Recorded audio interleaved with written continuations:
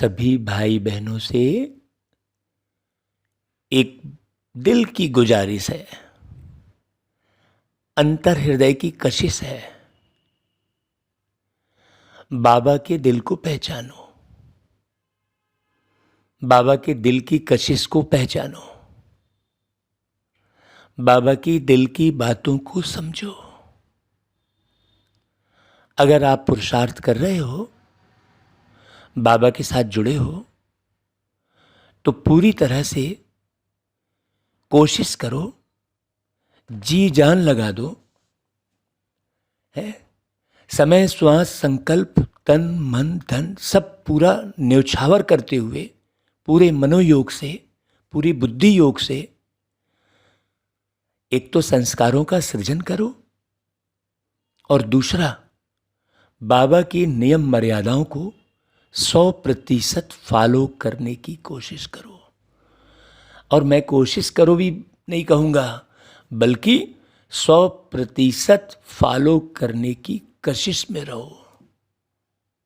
बाबा number 1 बाबा, सबके मालिक एक बाबा, एक तो सबको एक करने आए हैं और दूसरा नंबर 1 बनाने आए हैं।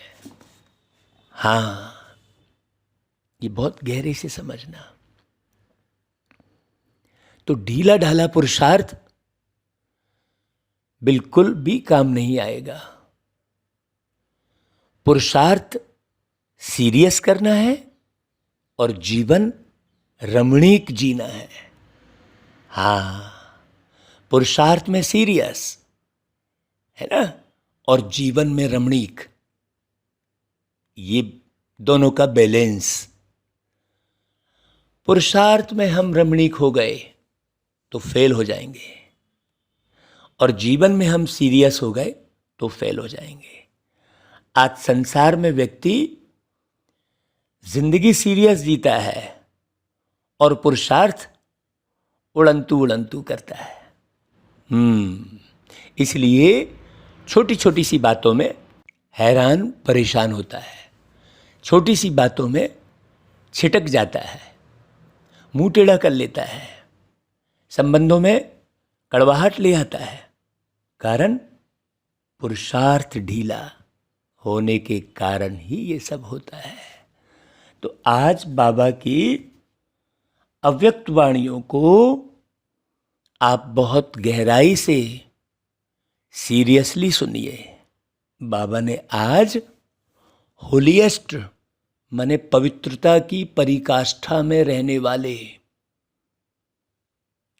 हाईएस्ट मतलब ऊंची ती ऊंची अवस्था बनाकर चलने वाले बच्चों की अर्थात आत्माओं की निशानियां बताई हैं। बहुत गहराई से सुनना भाई। ये बाबा की वाणी 7 मार्च 1993 को चली है और आज क्रिसमस दिवस है। 25/12/2022 को बाबा की वो वाणी रिवाइज की जा रही है।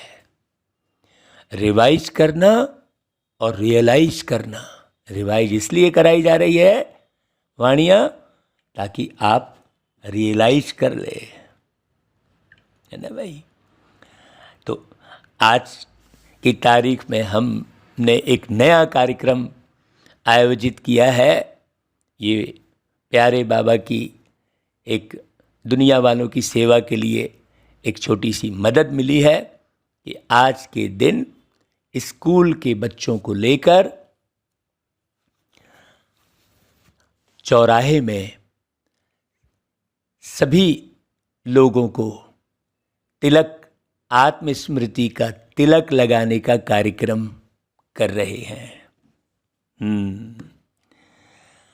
और बच्चों को ये शिक्षा दे रहे हैं कि सबको तिलक लगाओ और सबको प्रणाम करो, सबका सम्मान करो। एक संस्कार परिवर्तन करने के लिए एक सुंदर सा कार्यक्रम दुनिया वालों के हिसाब से कर रहे हैं। तो 25 दिसंबर आज है, तो जब सबको तिलक लगेगा तो सारे शहर में तिलकधारी दिखाई देंगे।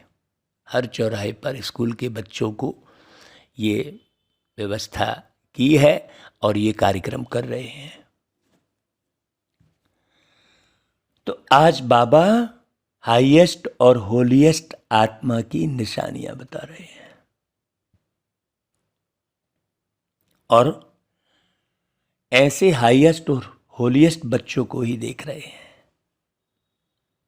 बाबा कहते कि सभी बच्चे इस बेहद के ड्रामा के अंदर व सृष्टि चक्र के अंदर सबसे हाईएस्ट भी हो और सबसे ज्यादा होलीएस्ट भी हो।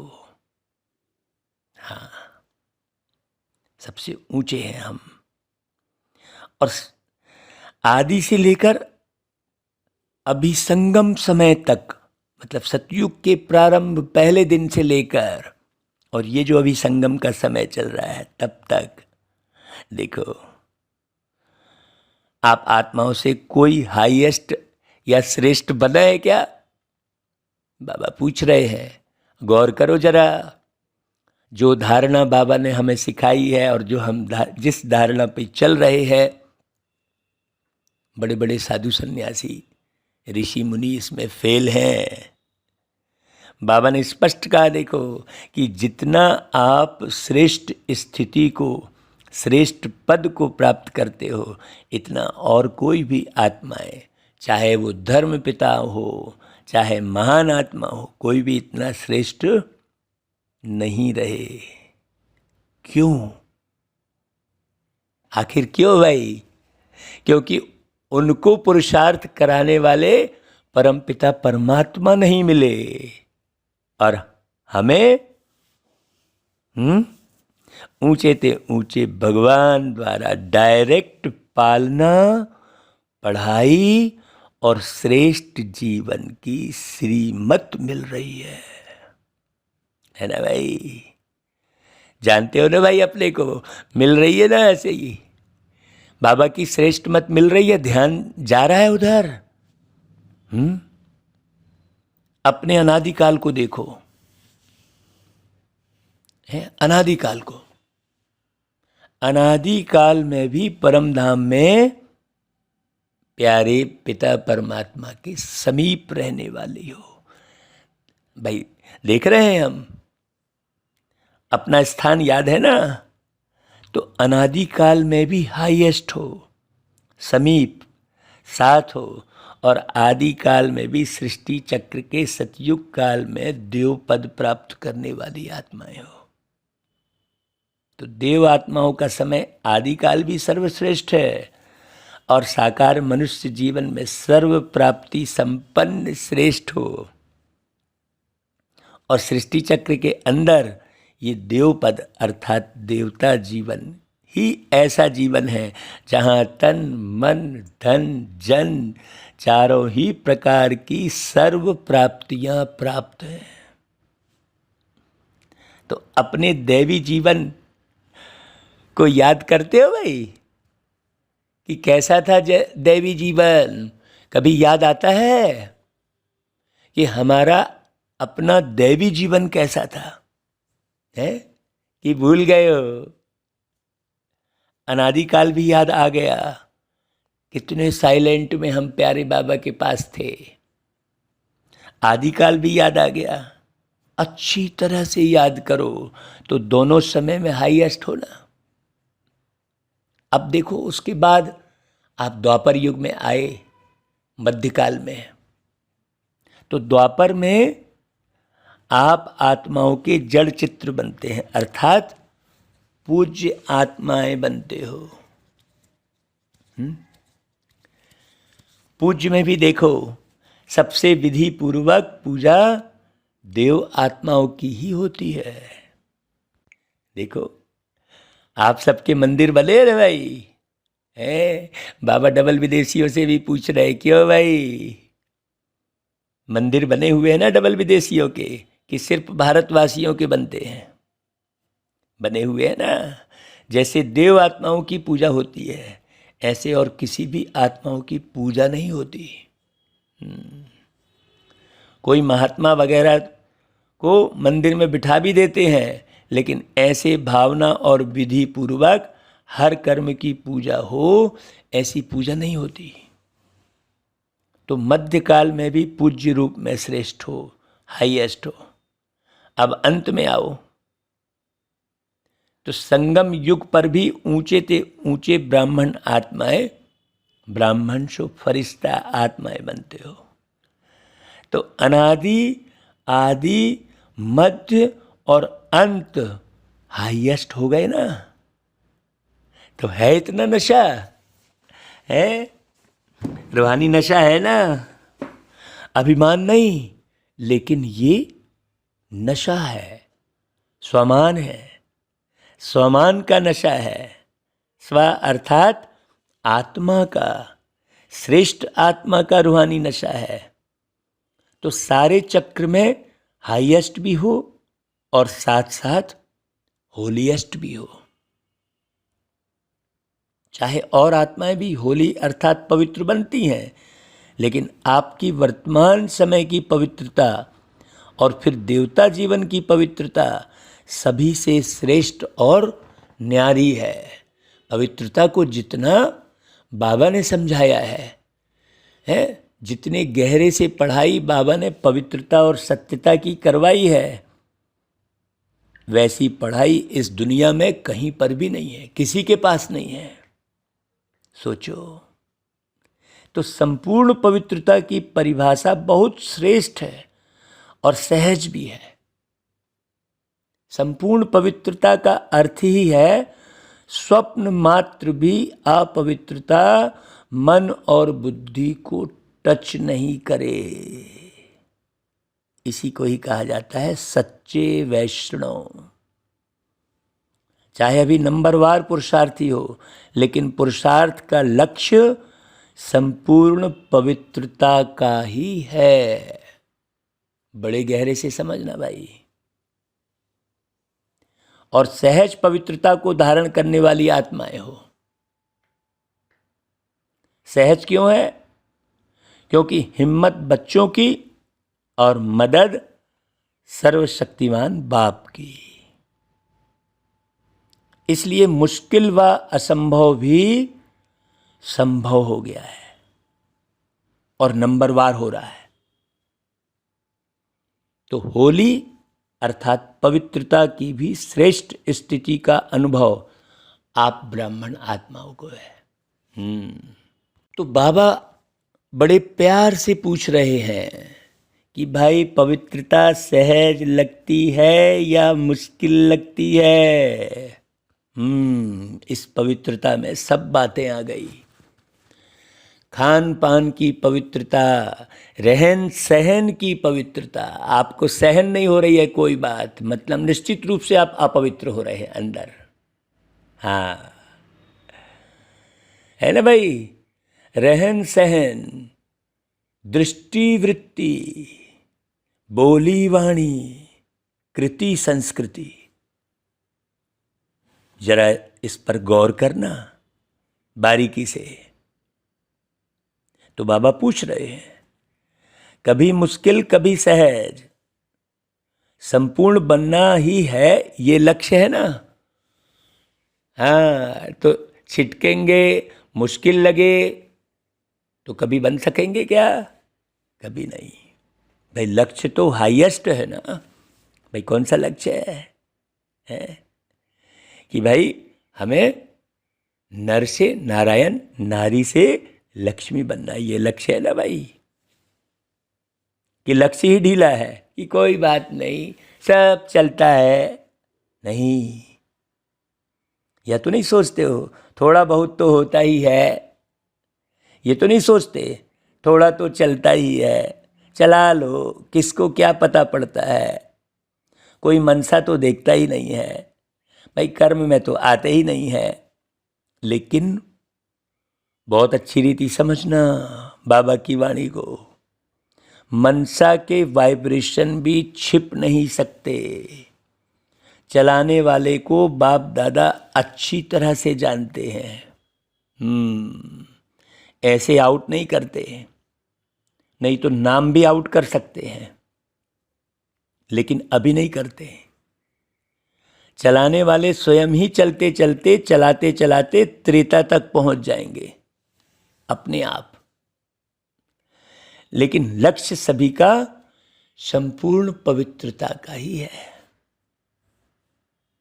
सारे चक्र में देखो, सिर्फ देव आत्माएं हैं जिनका शरीर भी पवित्र है और आत्मा भी पवित्र है। शरीर पवित्र मतलब बिल्कुल निरोगी। ऐसे नहीं कि भाई सर्दी हो रही है तो वो तो होती ही है, तो खांसी हो रही है तो वो होती ही है, वो तो प्रकृति है, ऐसा बोल के चला लिए। सोचो, शरीर भी पवित्र, बिल्कुल निरोगी, और आत्मा भी पवित्र। और जो भी आए हैं, आत्मा पवित्र बन भी जाए लेकिन शरीर पवित्र नहीं होगा,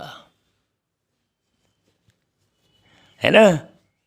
भाई साधु सन्यासी हैं मान लो, पवित्र हैं मान लो, वैरागी हैं, लेकिन शरीर तो पवित्र नहीं है, शरीर तो उनको तंग कर रहा होता है।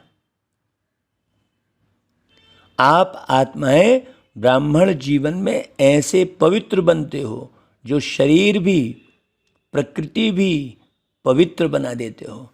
इसलिए शरीर भी पवित्र है तो आत्मा भी पवित्र है। कब? भविष्य में। अभी बनाने की प्रैक्टिस करते हो, है ना भाई। अब कौन सी आत्माएं हैं? जो शरीर और आत्मा दोनों से पवित्र बनती हैं। उन्हों को देखा है?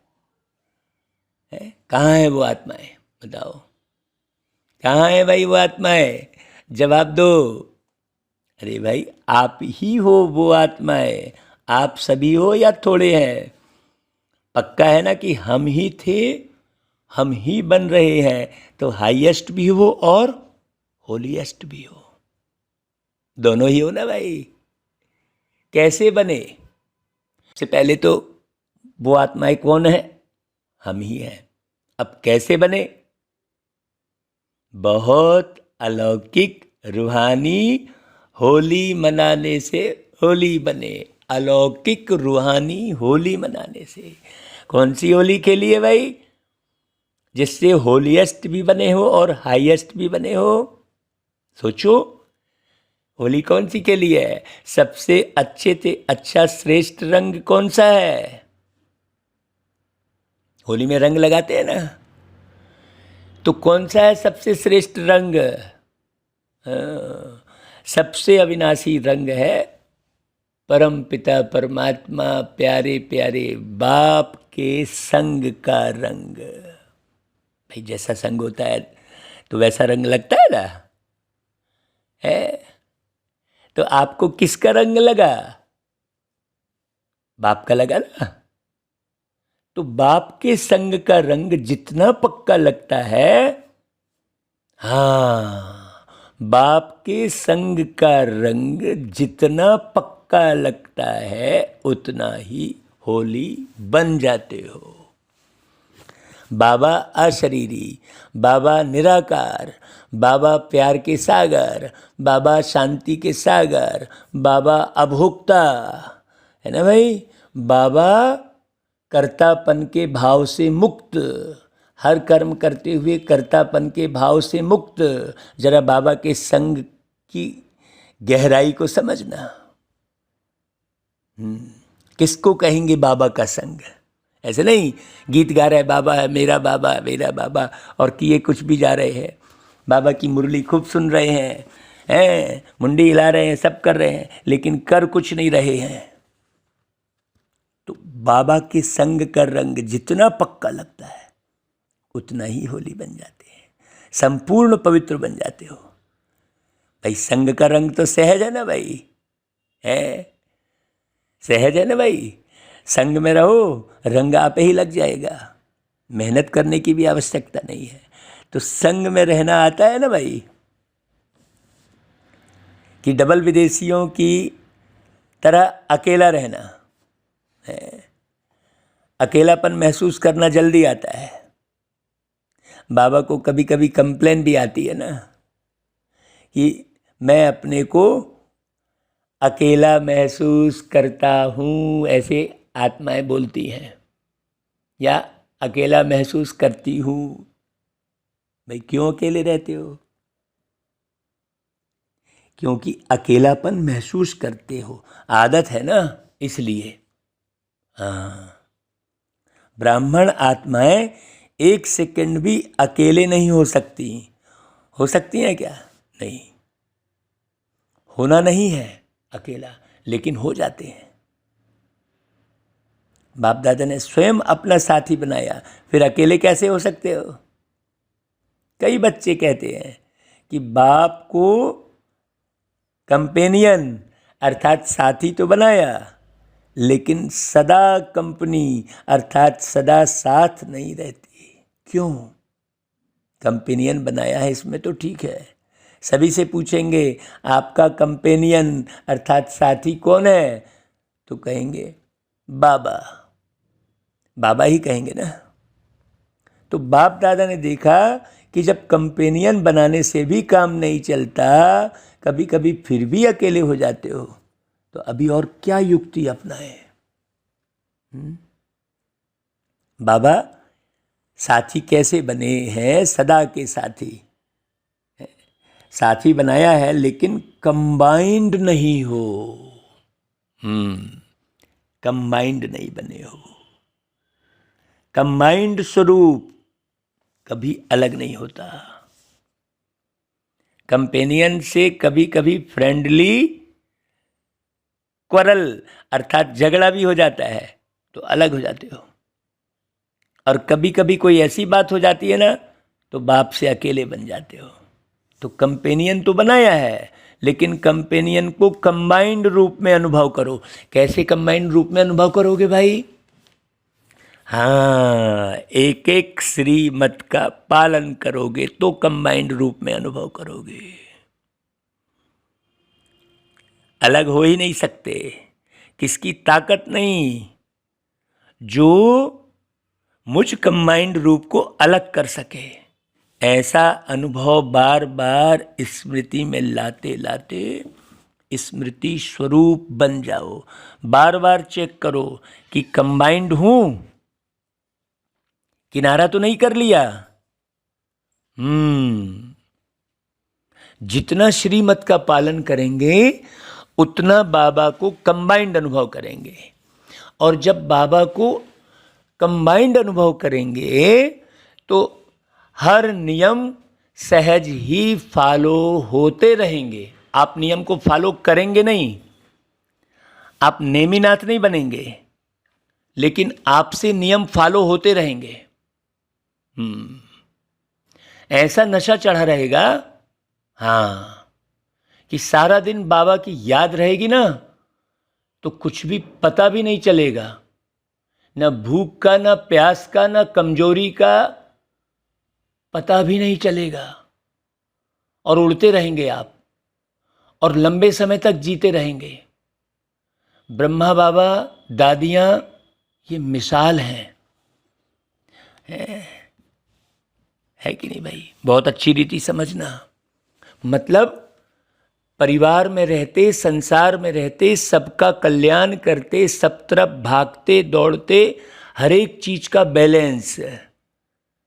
हाँ, खाने मिल गया तो खा लिया, नहीं मिला तो परेशान नहीं हुए, कहीं सम्मान मिल गया तो ले लिया, नहीं मिला तो परेशान नहीं हुए। ये सब गहरे समझने की बातें हैं।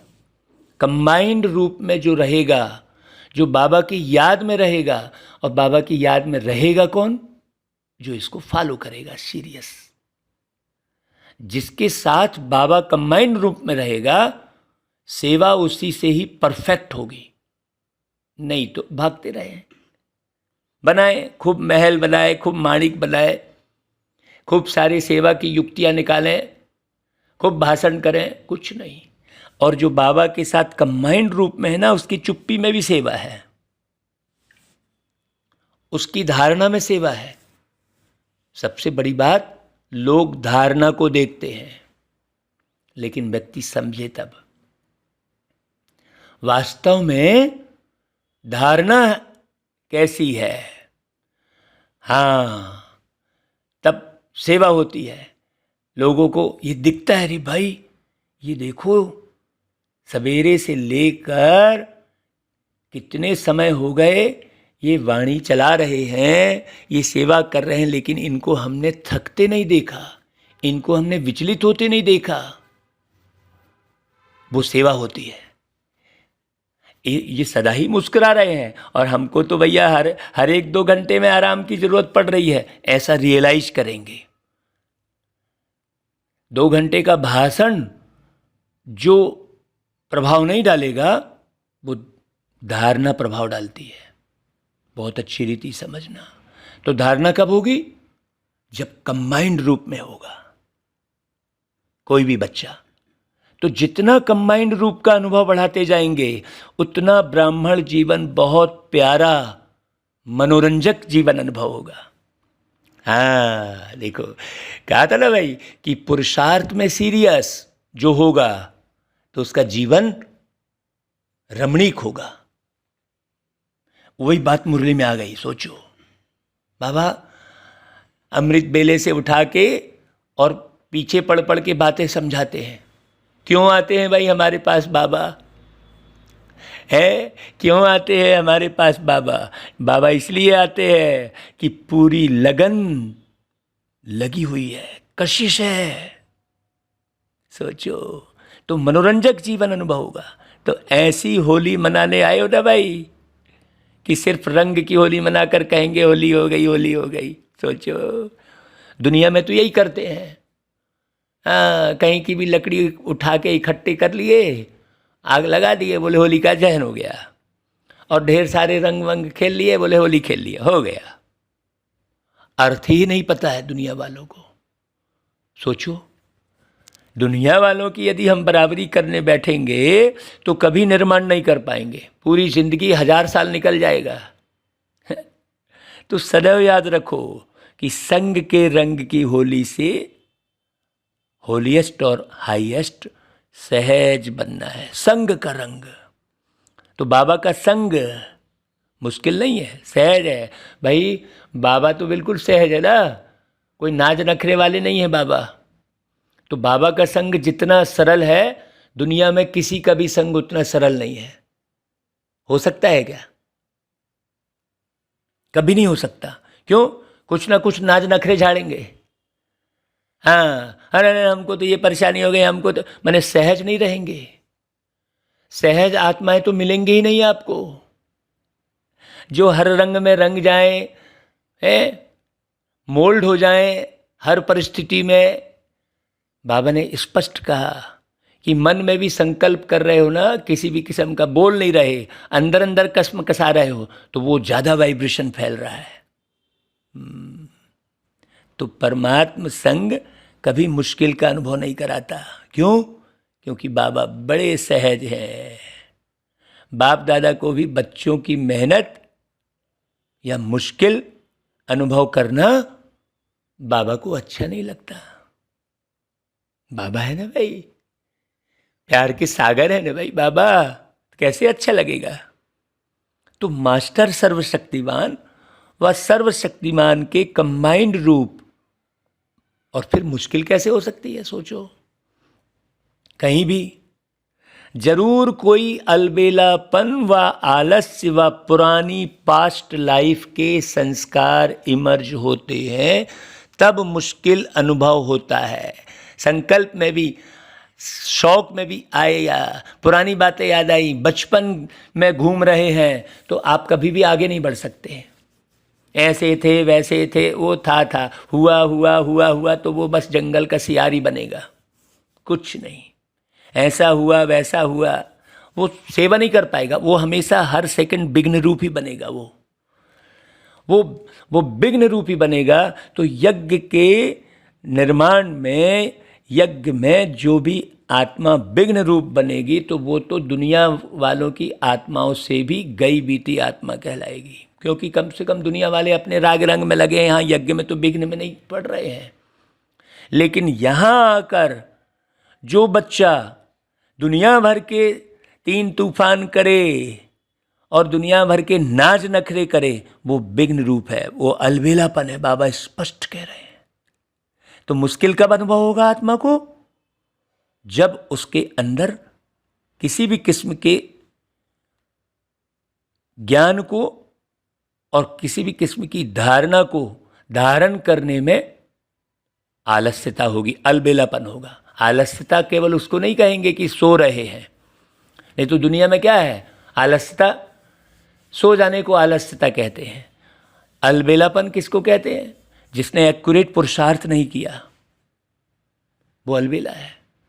सुन भी रहा है, समझ भी रहा है ना भाई। अब कल ही जैसे स्कूल में एक शब्द बिल्कुल प्रैक्टिकल अनुभव करा के बिल्कुल करवा रहे हैं, लेकिन सुन रहे हैं, समझ रहे हैं, जवाब भी दे रहे हैं कि हाँ आपने ये समझाया, लेकिन कर नहीं पा रहे हैं। क्यों? क्योंकि उनके अंदर वो ताकत ही नहीं है, वो पावर नहीं। पावर क्यों नहीं है? क्योंकि वैसा माहौल नहीं मिला है उनको, वैसी पालना नहीं मिली है। और हमको तो डायरेक्ट परमात्मा पालना दे रहे हैं, रोज मुरली में समझा रहे हैं। तो अच्छे से समझना। मुश्किल अनुभव कब होगा? जब पुराने पास्ट लाइफ के संस्कार इमर्ज होंगे, पुरानी बातें याद आएंगी, पुरानी बातें अच्छी लगेंगी। हम तो पहले बहुत अच्छे थे, ऐसा था वैसा था। सोचो, जब मरजीवा बन गए तो पुराने संस्कार की भी मृत्यु हो गई ना भाई। फिर आपको यहाँ का बचपन कहाँ से, और यहाँ की जवानी कहाँ से, और यहाँ का बुढ़ापा कहाँ से याद आया? सोचो, मृत्यु हो गई ना, लाश तो जल गई ना, नया कफन पहन लिया ना हमने, इसलिए बाबा ने श्वेत वस्त्र पहनाया। सोचो, तो पुराने संस्कार तो इमर्ज हो ही नहीं सकते। मूल बात पुराने संस्कार इमर्ज होने की है। मेरे को तो ये शौक है, हाँ, कोई कहेगा नहीं मेरे नाना जी तो ये लाकर देते थे मेरे को, कोई कहेगा मेरे को फलाने ने ये ड्रेस दी थी, है, हाँ मेरे पिताजी तो ये खिलाते थे, मेरी मम्मी ऐसा करती थी, मेरी सास वो करती थी, देखो मेरा बेटा ऐसा करता था। तो सोचो, हम फलाने गांव में थे तो इससे बढ़िया थे। अरे भाई, ये सब का आनंद यदि लेते रहोगे तो परमात्मा का आनंद और आगे की जिंदगी तो हमेशा आगे की ही होती है, जिंदगी पीछे की थोड़ी होती है कोई। लेकिन प्रत्येक व्यक्ति पीछे की जिंदगी जीता रहता है। कितनी बड़ी भूल करता है। जो जिंदगी निकल गई है वो जीवन जीना है कि जो आगे की जिंदगी है उस जीवन को जीना है। आगे जो बाबा देवत्व युग दिखा रहे हैं, लक्ष्मी नारायण तस्वीर बनाकर दिखा रहे हैं, वो जिंदगी जीने की शुरुआत करनी है कि पिछली जिंदगी जीते रहना है। इसीलिए व्यक्ति पुरुषार्थ नहीं कर पाता। जब पुराना जन्म समाप्त हुआ, नया जन्म धारण किया, तो नया जन्म और नए संस्कारी होंगे ना भाई। हमने जन्म कहाँ ले लिया? परमात्मा माता पिता के पास ले लिया भाई। सोचने की बात है। जैसे ध्रुव कथा में दिखाते हैं कि पुराना चोला 5 चोरों ने पूरा ध्रुव का उतार लिया, उसको कोई फर्क नहीं पड़ा, चले जाओ भाई। खाना नहीं मिला, कोई फर्क नहीं पड़ा, हवा नहीं मिल रही, कोई फर्क नहीं। क्यों? क्योंकि उसको कौन सी गोद चाहिए थी? उसे परमात्मा की गोद चाहिए थी।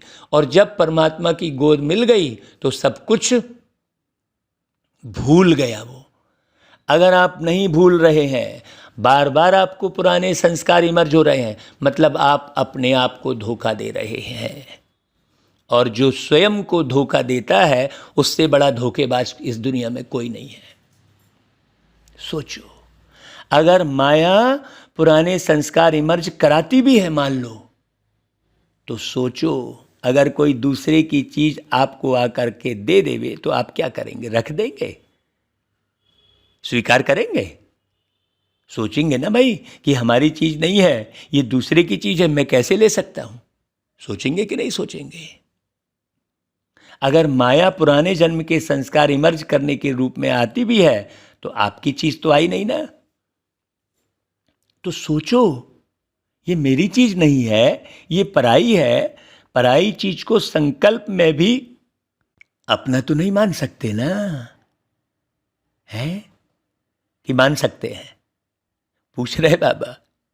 सोचो, पराई चीज तो जरूर धोखा देगी भाई, दुख देगी।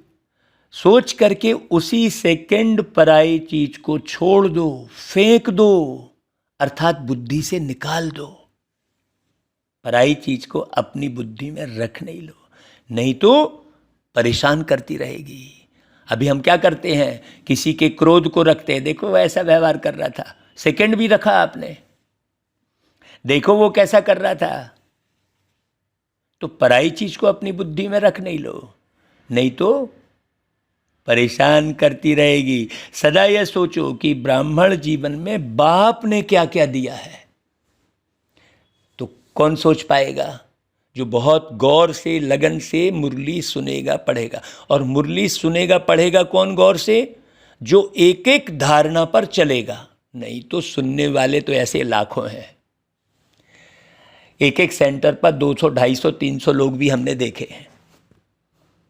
लेकिन बाबा की मुरली के हिसाब से जब हम देखते हैं तो एक नज़र नहीं आता, तब फिर लगता है बाबा शुक्रिया आपका। फिर अपने को देखते हैं तो कितनी खुशी बढ़ती है। इसे कहते हैं स्वदर्शन। अब इसे अभिमान नहीं कहेंगे ना, नहीं तो कोई कह रहे यार ये तो बड़े अभिमान की बात कर रहे हैं, अपने आप को ही बड़ा कह रहे हैं। नहीं, ये बाबा ने स्वमान दिया हुआ है। जो अनुभव करेगा वो अनुभव की मीठी मिठास में तो रहेगा ना भाई, है? सोचने की बात है। सोचो, सदा ये सोचो कि ब्राह्मण जीवन में बाप ने क्या क्या दिया। ब्राह्मण जीवन का अर्थात मेरा निजी स्वभाव। ब्राह्मण जीवन मतलब मेरा अपना निजी स्वभाव, निजी संस्कार, निजी वृत्ति, निजी दृष्टि, निजी स्मृति क्या है।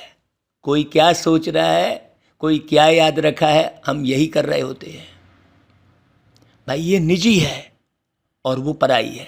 पराया माल अच्छा लगता है कि अपना माल अच्छा लगता है? पराया, आजकल की दुनिया में तो पराया माल ही अच्छा लगता है। वो कहते थे ना पुराने ज़माने में कि पराई पतरी का बड़ा बड़ा, दूसरे की थाली में ज़्यादा भोजन दिखाई देता है।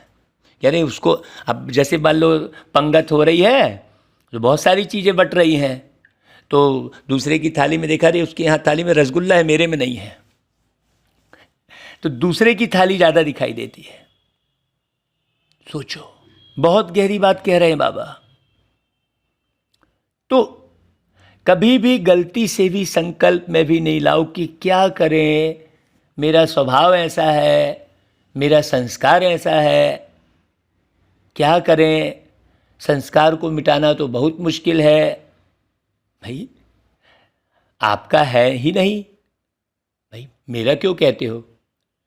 मेरा है ही नहीं। रावण की चीज़ को मेरा कहते हो, मेरा बनाते हो, तभी वो संस्कार भी समझते हैं कि इसने अपना तो बना लिया, तो अब अच्छी तरह से खातिरी करो, ऐसा वो संस्कार भी फिर इमर्ज होते हैं। तो अपने निजी संस्कार, निजी स्वभाव इमर्ज करो। कौन से निजी संस्कार है भाई? आपको बाबा ने क्या याद दिलाया है? दैवी संस्कार, दैवी स्वभाव, वो इमर्ज करो तो वह स्वतः ही मर्ज हो जाएंगे। तो बाबा कह रहा है, समझा भाई क्या पुरुषार्थ करना है? मैं आत्मा हूँ, शांत स्वरूप हूँ, आनंद स्वरूप हूँ, ये तो गीत गवा के रटा देते हैं। अब हम जब भी भाई जाते हैं प्रोग्राम में तो करें क्या? वही करवाते हैं, मैं आत्मा हूँ, अविनाशी हूँ, अजर अमर हूँ, शुद्ध पूर्ण हूँ। ये कराते हैं, कम से कम शुरुआत तो करते हैं। नहीं तो लोगों को ये भी पता नहीं है कि वो एक आत्मा है, और जिसको पता है वो उस आत्मभान में रह ही नहीं रहा है। जिसको पता है वो दुनिया के फैशन में, दुनिया के रिश्तों में, दुनिया के देह में, तो वो तो और उससे भी गया बीता कहलाया ना भाई। अब बहुतों को तो पता ही नहीं है कि वो एक आत्मा है, कि वो कौन है, कि क्या है कुछ भी पता नहीं है, वास्तव में कुछ भी पता नहीं है।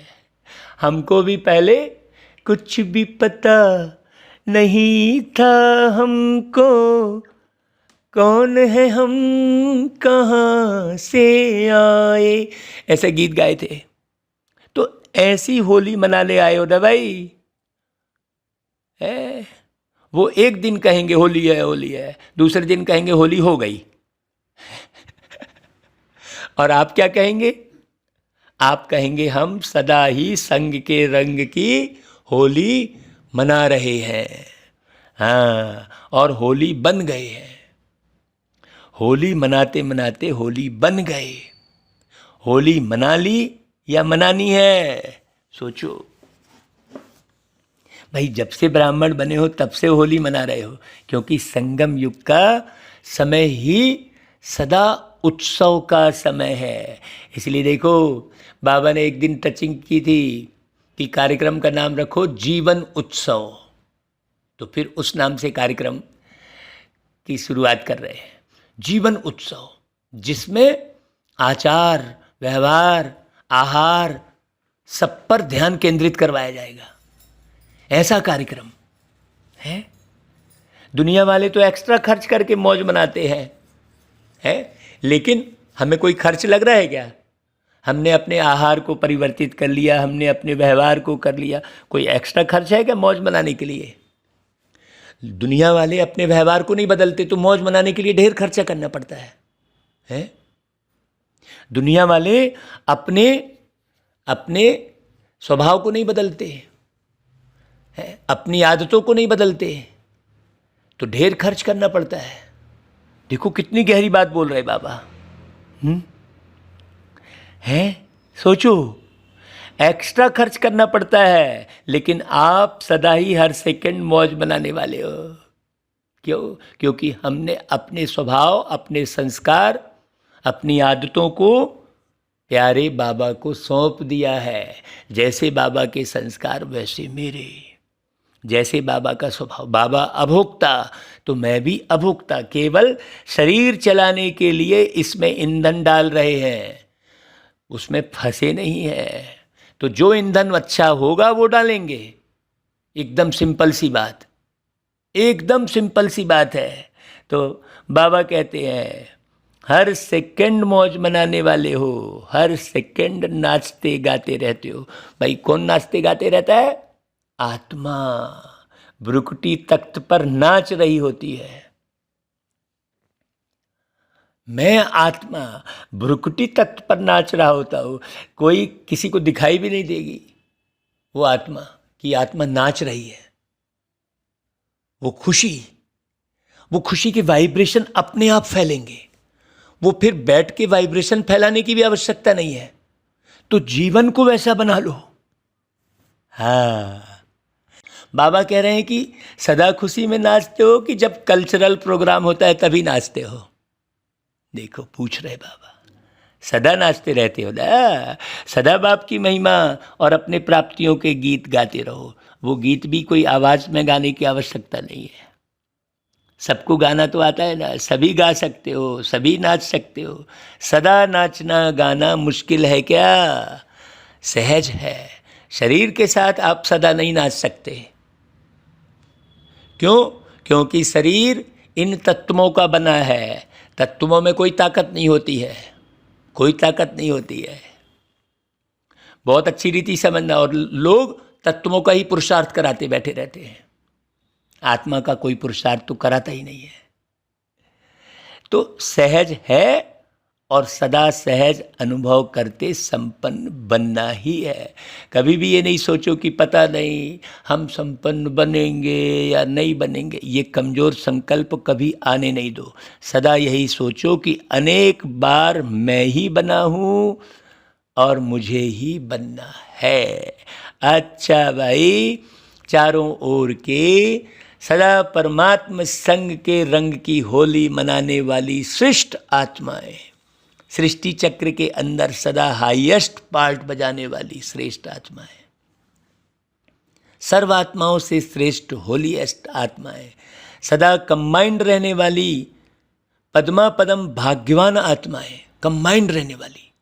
कंबाइंड जो रहेगा वो पूरा पूरा फॉलो करेगा हर एक बात को।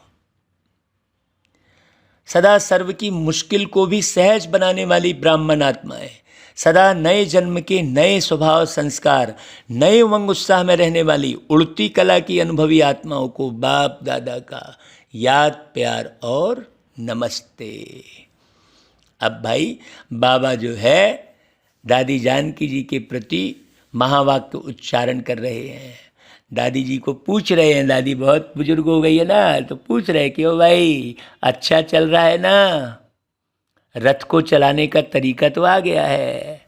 दादियों को ठीक देख करके ही खुश हो जाते हैं सभी लोग, शरीर के भी नॉलेजफुल और आत्मा के भी नॉलेजफुल। चाहे पिछला हिसाब किताब चुकतू करना ही पड़ता है, लेकिन नॉलेजफुल होने से सहज चुकतू हो जाता है, तरीका आ जाता है ना, चलने का और चलाने का दोनों तरीके आ जाते हैं। फिर भी सेवा का बल दुआओं का काम कर रहा है। यह दुआएं दवाई का काम कर रही है।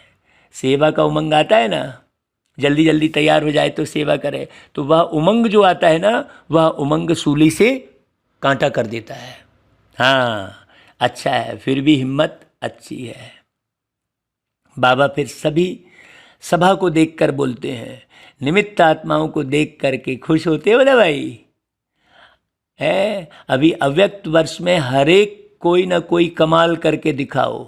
सेवा में कमाल हो रही है, वह तो होनी ही है, लेकिन पर्सनल पुरुषार्थ में ऐसा कमाल दिखाओ जो देखने वाले कहें कि हाँ कमाल है, दूसरे के मुख से निकले कि कमाल है। सिर्फ यह नहीं कि चल तो रहे हैं, बढ़ तो रहे हैं, लेकिन कमाल क्या की है। कमाल उसको कहा जाता है जो असंभव को भी कोई संभव करके दिखाए, मुश्किल को सहज करके दिखाए, जो कोई के स्वप्न में भी नहीं हो, यह बात साकार में करके दिखाए, इसको कहा जाता है कमाल। समय प्रमाण कमाल होना वह और बात है। हाँ विनाश के समय तो कमाल हो ही जाएगी, समय प्रमाण कमाल होना वो और बात है, वह तो होना ही है, वो तो हुआ पड़ा है। लेकिन स्व के अटेंशन से कोई ऐसी कमाल करके दिखाओ। ब्रह्मा बाप के 25 वर्ष पूरे हुए, जब कोई भी उत्सव मनाना होता है तो जिसका मनाते हैं उसको कोई ना कोई दिल पसंद गिफ्ट दी जाती है। तो ब्रह्मा बाप के दिल पसंद क्या है वह तो जानते ही हो ना भाई। जो स्वयं को भी मुश्किल लगता हो ना, वो ऐसा सहज हो जाए जो स्वयं भी आप अनुभव करो, तब कमाल है। ठीक है ना भाई। बाबा पूछते क्या करेंगे फिर। बाप के दिल पसंद करके दिखाओ। क्या क्या दिल पसंद है यह तो जानते ही हो ना भाई, मुरली इतनी सुनी है। बाप को क्या पसंद है वो तो जानते ही हो ना। तो बाबा कहते भाई अच्छा देखेंगे भाई कौन कौन सी गिफ्ट देते हैं। जैसे स्थूल गिफ्ट बड़े प्यार से ले आते हो ना, अच्छा है, डबल विदेशी अपना भाग्य अच्छी तरह से प्राप्त कर रहे हैं, वृद्धि कर रहे हो ना। वृद्धि करने वालों को पहले तपस्या के साथ त्याग करना ही पड़ता है। बिना त्याग किए कोई तपस्या नहीं कर सकते, ना बिना त्याग किए कोई भाग्य बन सकता। वृद्धि होती है तो खुश होते हो ना, या समझते हो हमारे को कमी पड़ जाएगी। अच्छा है वृद्धि अच्छी कर रहे हो, या नहीं सोचो हमारा कम हो रहा है, बढ़ रहा है। सारी मशीनरी सूक्ष्म वतन की ही चल रही है। लेकिन स्वार्थी व्यक्ति क्या करता है, जैसे ही वृद्धि होगी तो वो अपने बारे में सोचने लग जाएगा मेरे लिए बचेगा कि नहीं बचेगा। हाँ ये नहीं सोचेगा कि भाई जितनी वृद्धि होगी है, अब जनसंख्या बढ़ती चली जा रही है, जमीन तो पृथ्वी तो उतनी ही बड़ी है और जनसंख्या बढ़ रही है, तो सबको मिल तो रहा है ना खाने अपने अपने कर्म के अनुसार है भाई। पैदावार भी तो बढ़ती है ना है। कई चिल्लाते हैं महंगाई बढ़ गई, महंगाई बढ़ गई। अरे महंगाई बढ़ती है तो आपकी कमाई भी तो बढ़ती है? आपको प्राप्ति भी तो उतनी ही होती है। तो सोचो, कभी भी किसी भी घर में 1 से 2 आ जाएंगे तो क्या होगा, कैसे होगा बोलेंगे, अरे है नहीं है। सुदामा की कथा में वही दिखाया है नहीं है। तो भगवान ने कहा है नहीं है नहीं, अरे तू द्वारकाधीश तो जा। सोचो कितनी गहरी बात समाई हुई है इसमें। तो वो 2 मुट्ठी चावल लेके जा रहा है भगवान के घर, और बदले में स्वर्ण महल उससे बिना देखे मिल जा रहा है। और जब जा रहा है लौट के, तो अपनी पत्नी को भी नहीं पहचान पा रहा है। क्यों? उसकी पत्नी पूरी सेठानी बन गई। छोड़ के कैसा गया था भगवान के पास, और जब लौट के आया तो क्या मिला। ये बहुत बड़ी गहरी बात है। अब लोग बस कथा सुन लिए, ये पुरुषार्थ की बात है। कृष्ण जी साधु वेश बनकर गए तो वहीं पर दे सकते थे ना उसको, सुदामा को स्वर्ण नगरी तुरंत बना सकते थे ना। तो पुरुषार्थ करवाया ना, ये दिखाया है। तो पुरुषार्थ करना पड़े। ऐसे भगवान तो सबको देने वाले हैं, नहीं देंगे वो तो देने वाले हैं, हम बैठे रहेंगे तो भी देंगे, ऐसा थोड़ी है। जब पूरी न्यौछावर हुई द्रौपदी भगवान की तरफ, तब साड़ी की बरसात की, नहीं तो पहले ही कर देते थे ना। दुशासन खींच ही नहीं पाता था द्रौपदी की साड़ी को, पहले ही कर देते थे। लेकिन पुरुषार्थ इज मस्ट, पुरुषार्थ मुख्य है। और पुरुषार्थ सतो प्रधान पुरुषार्थ, ऐसे नहीं ढीले ढाले चल रहे हैं, कहीं भी जा रहे हैं, कहीं भी घूमने की इच्छा कर रहे हैं, कुछ भी देख रहे हैं, कुछ भी खा रहे हैं, वो तो दुनिया वाले भी कर रहे हैं। नहीं, पुरुषार्थ सीरियस होना चाहिए। मुरली की शुरुआत में ही बाबा ने यही कहलवाया, और पूरी मुरली उसी पर चली है। बहुत अच्छी रीति समझ रहा भाई, तब ये वरदान आपको आत्मसात होगा। वरदान संगम युग पर हर समय, हर संकल्प, हर सेकंड को समर्थ बनाने वाले ज्ञान स्वरूप भव। अब आपने बहुत सारा समय अपने पुराने ख्यालों में बिता दिया, तो क्या वो सफल हुआ? क्या सोचिए, क्या आत्मा की अवस्था बनेगी ऐसे में? नहीं, 1 घंटे नुमा शाम का योग लगा लिया, सवेरे अमृत बेले का योग लगा लिया, तो हो गया काम। मुरली सुन ली, क्लास में जाके झाड़ू लगा दी, कुछ बहन जी की सेवा कर दी। नहीं भाई, हर वरदान को समझना बहुत अच्छी रीति। ज्ञान सुनने और सुनाने के साथ साथ ज्ञान को स्वरूप में भी लाओ। ज्ञान स्वरूप वह है जिसका हर संकल्प, बोल और कर्म समर्थ हो। सबसे मुख्य बात, समर्थ रूपी बीज को संकल्प रूपी बीज को समर्थ बनाना है। यदि संकल्प रूपी बीज समर्थ है तो वाणी, कर्म, संबंध सहज ही समर्थ हो जाता है। हम तो दूसरे की जो है गतिविधियों को देख रहे होते हैं, देखें ये क्या प्राप्ति कर रहे हैं, हम देखते ही बैठे रह जाते हैं। और प्राप्ति करने वाले क्या होते हैं? प्राप्ति करके आगे निकल जाते हैं। देखें जरा इनको कहाँ तक प्राप्ति होती है। हाँ, ये भी तो फेल हो रहे हैं, अरे वो दादियाँ भी तो फेल हुई, अरे वो बहन जी भी तो फेल हुई, अरे वो फलाना ऋषि भी तो फेल हुआ। तो हम क्या देख रहे हैं? हम फेल को ही देख रहे हैं। वो हमारी नज़र में फेल दिख रहे हैं। क्यों? क्योंकि हम फेल हो रहे हैं। बहुत गहरी बात समझना है। तो संकल्प रूपी बीज को समर्थ बनाना। यदि संकल्प रूपी बीज समर्थ है, तो हर कर्म सफल होगा। लेकिन हम अपने हर कर्म को सफल होते ना देख के हम औरों की प्रतीक्षा कर रहे होते हैं।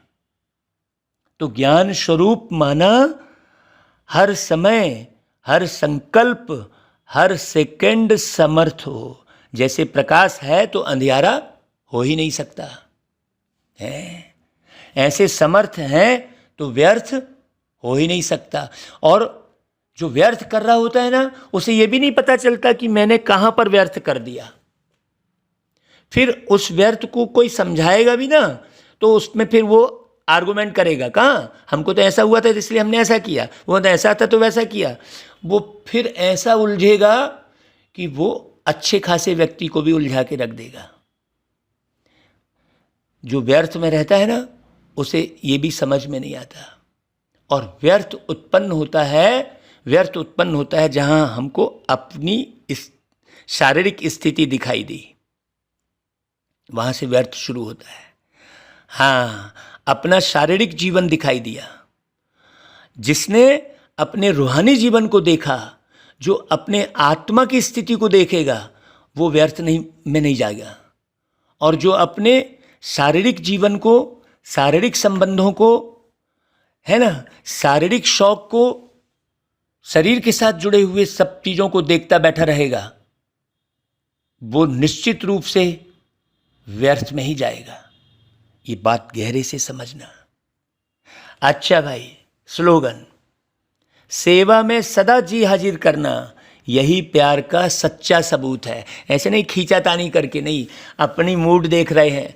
कल की मुरली में बाबा ने मूड के बारे में कहा था, नहीं अभी मेरे को तो ठीक नहीं लग रहा, अभी तो हम नहीं कर सकते। नहीं, बाबा की कमाल ऐसी है कि 102 डिग्री बुखार में जब वरिष्ठ भाई का फ़ोन आया कि भाई आपको ट्रेन में बैठकर तुरंत हमारे शहर आना है, हाँ तो बिल्कुल बिल्कुल जाएंगे। वो कहाँ की बुखार, जब सेवा है तो शरीर का ध्यान ही नहीं है। हाँ, दवाई खिलाओ और चलाओ, बस।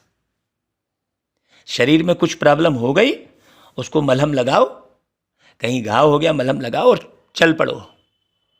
ऐसे नहीं उस चीज़ को लेके बैठे हैं हम।